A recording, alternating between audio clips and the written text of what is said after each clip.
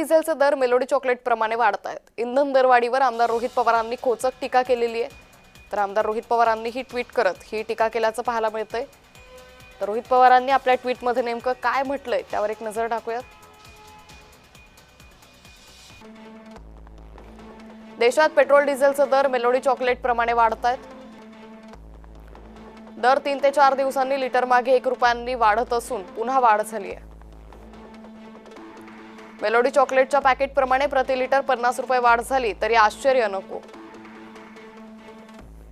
शिवाय 50 रुपये वाढ झाली तर कुणी 1 लिटर पेट्रोल डिझेल गिफ्टही देणार नाही. सुरुवातीला टाळ्या थाळ्या वाजवण्याचा प्रयोग झाल्यानंतर आता परदेशात फिरू नका, पेट्रोल डिझेल वाचवा. सोनं खरेदी करू नका, तेल खाऊ नका, असं लोकांना सांगणारं स्वातंत्र्यानंतरचं पहिलं सरकार.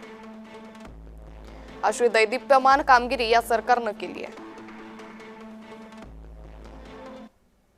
इंधन दरवाढीवरून अंबादास दानवे आक्रमक झाले. देशात सरकारच्या नावावर सर्कस सुरू असल्याचं अंबादास दानवे यांनी म्हटलेलं आहे.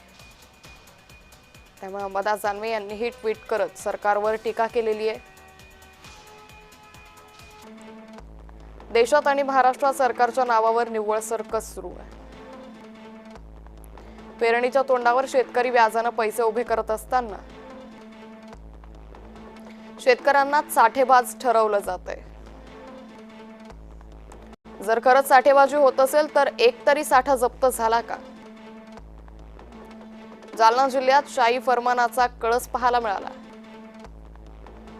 ट्रॅक्टरची कागदपत्र आणि नोंदणी क्रमांकाशिवाय कॅनमध्ये डिझेल देणार नाही. भाड्यानं ट्रॅक्टर आणणाऱ्या गरीब शेतकऱ्यांनी डिझेल कुठून आणायचं?